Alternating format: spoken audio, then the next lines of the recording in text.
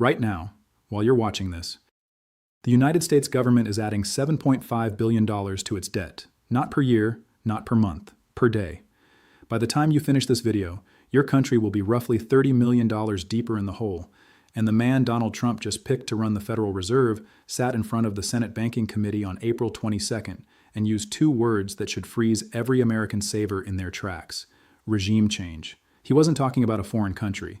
He was talking about the institution that controls your money, your mortgage, your retirement account, and the purchasing power of every dollar in your bank. If you have a single dollar in savings, a 401k, a pension, or a fixed paycheck, the next 12 minutes might be the most important video you watch this year. Because what's being engineered in Washington right now isn't a debt cancellation. It's something far more clever and far more dangerous for the wrong kind of saver. Stay with me, because by minute 8, I'm going to show you exactly which side of this trade you're on, whether you know it or not. Let's start with the number. As of this week, the U.S. national debt has officially crossed $39 trillion. Read that again, $39 trillion. That's roughly $115,000 owed by every single citizen, including your kids, your newborn nephew, and the retiree on a fixed income 2 doors down. The Joint Economic Committee released their numbers this month. Annual interest payments on that debt, over $1.17 trillion. That's more than the entire defense budget, more than Medicare, more than every dollar the federal government collects in corporate taxes, combined. Here's the part Washington doesn't want sinking in. Every traditional fix is mathematically dead. Option 1, raise taxes. To actually close the gap, taxes would need to climb to levels no modern democracy has survived without a recession. Politically, impossible. Option 2, cut spending. Touching Social Security, Medicare, or defense, the three biggest line items, is political suicide. Both parties have proven, year after year, they will not do it. Option 3, grow your way out. Sounds great. But the economy would need to grow faster than debt is piling up. At a current burn rate of $7.5 billion a day, that arithmetic doesn't add up. The Congressional Budget Office is now projecting net interest payments will eat 14% of all federal spending by 2027. So if you can't tax it away, you can't cut it away, and you can't grow it away. What's left? There's exactly one answer, and it has a name. A name that's now showing up in confirmation hearings, hedge fund letters, and the speeches of people who are about to be running the most powerful central bank on earth.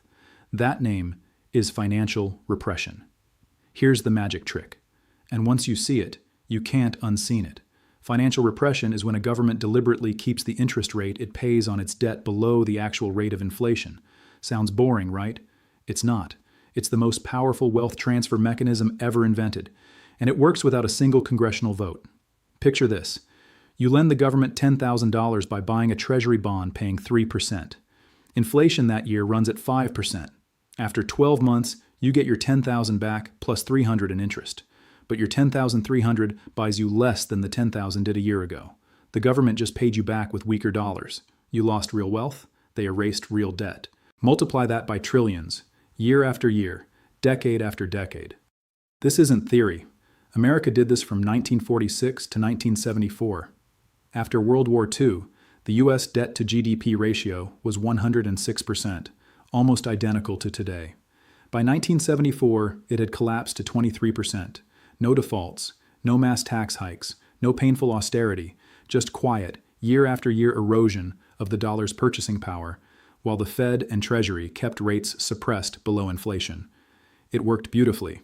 For the government. Savers, bondholders, pensioners, they paid the entire bill. They just never got an invoice. Now here's where 2026 gets terrifying. Look at the data right now. As of March, U.S. inflation is sitting at 3.3%, and that's after the Iran conflict spiked gasoline prices 19%. The average interest rate the Treasury pays on its debt?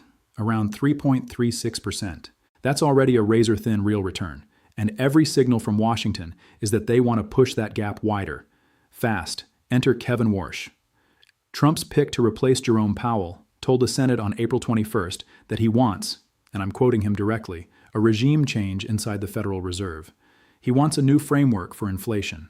He's openly criticized the Fed's $6.7 trillion balance sheet.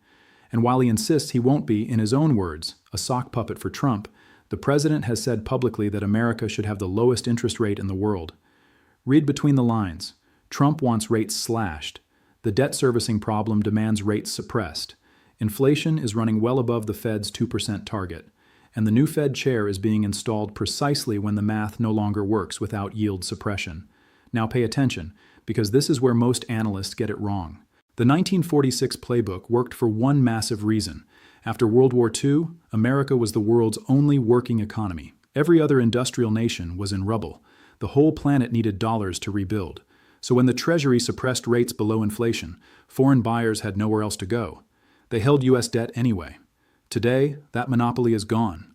The U.S. dollar's share of global reserves has cratered from 71% in 1999 to under 57% today, the lowest in 31 years, according to IMF data released this past January.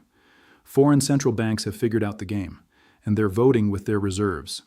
In 2025, central banks bought 863 tons of gold, nearly twice the historical norm.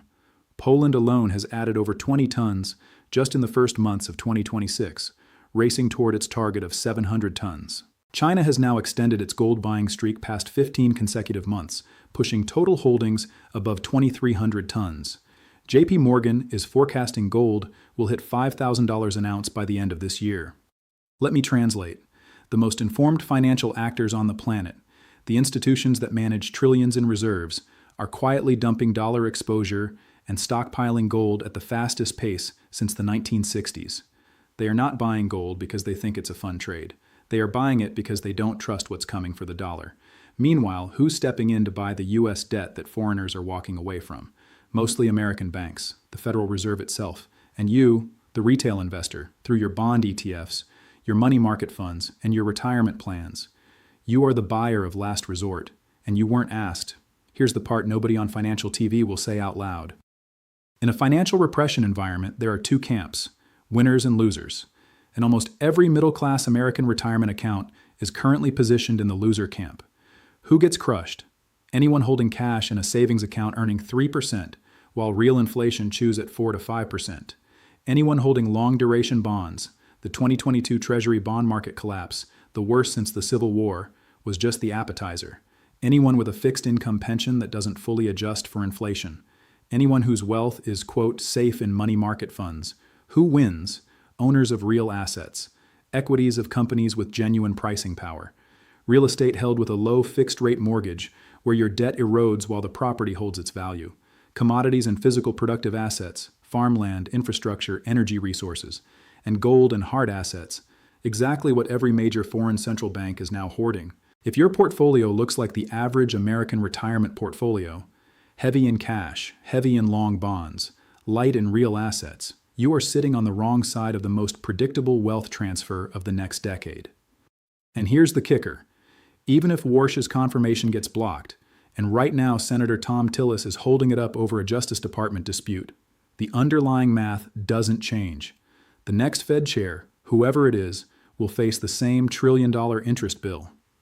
The same debt spiral the CBO is now openly warning could begin by 2031. The same impossible choice between crushing rates or crushing inflation. The pressure on the Fed to surrender its independence is not a partisan story.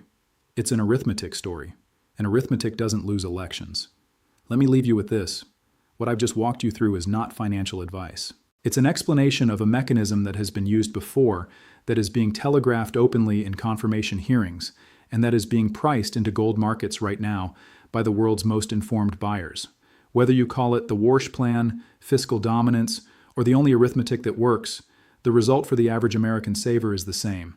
Quiet, steady, decade-long erosion of purchasing power, while paper claims on fixed dollars lose value year after year. So here's what I'm asking you to do. First, drop a comment below. I want to know one thing. Are you currently positioned more in cash and bonds or more in real assets? Just type cash or real. That tells me what content to make next, and it tells the algorithm to push this video to more Americans who need to see it. Second, if these last 12 minutes saved you from a blind spot in your retirement plan, hit subscribe. I break down what's really happening with the dollar, the Fed, and your money without the political noise every single week. The next video drops in 48 hours, and it's about the 3 asset classes I'd personally never let go of in this environment. Third, And this is the most important one. Share this video with one person you care about. A parent, a sibling, a friend who's heavy in cash. Most Americans have no idea financial repression is even a word, let alone that it's already underway. You sharing this might be the only warning they get. The wealth transfer of the next decade has already started. The institutions saw it coming. The central banks acted on it. The question now is whether you'll be on the right side of the trade or the side that's quietly funding the bill. I'll see you in the next one.